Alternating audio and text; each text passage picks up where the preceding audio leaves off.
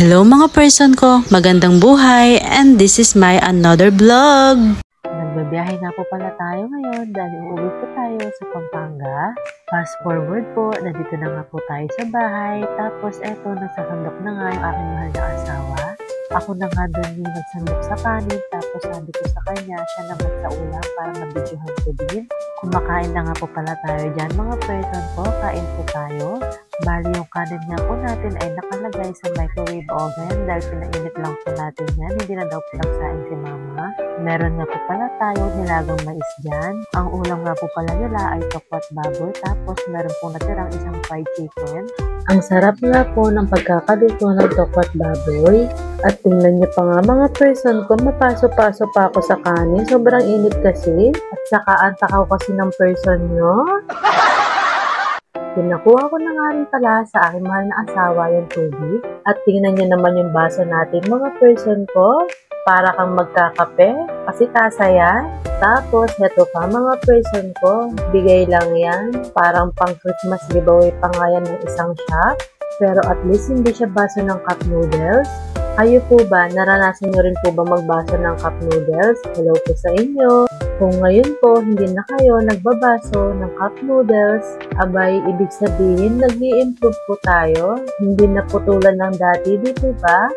Pero kung hanggang ngayon ay cup noodles pa rin, ay okay lang po yun mga person ko, wala pong problema doon. At heto na nga po mga person ko, habang kumakain po kami ay meron pong dumating, itong pogi kong pamangkin.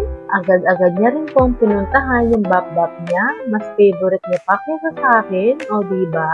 Ang kulit-kulit na nga ng baby na to, sobrang kulit po. Paano kaya kung lumaki na rin yung baby Enzo namin? Dalawa na yung pasaway sa bahay. After nga kumain po ng mais, ganyan naman po yung ginagawa nila. O diba, apakakulit? Nagkasundo yung dalawa. Kapag kaya lumaki na to, ganyan pa rin sila ka-close ng bap-bap niya.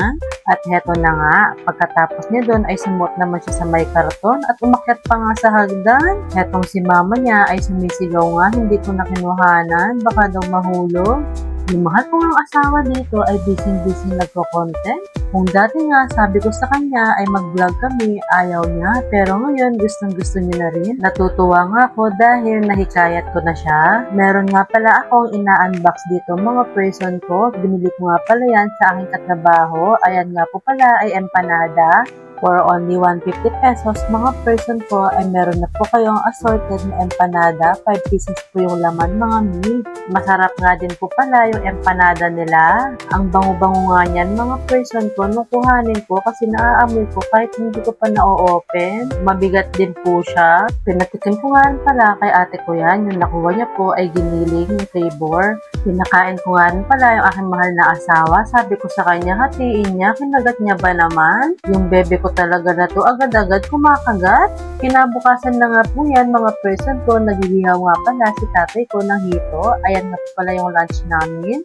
Ayan pala si mother ko at tatay ko. Ano yung ginagawa nila? Busy si tatay sa kausap niya. Heto na nga din po yung lunch natin. Mga person ko, may dala nga palang ulam din yung tita ko. Mga gulay at saka pritong tilapia. At meron pa talagang nahagip na langaw.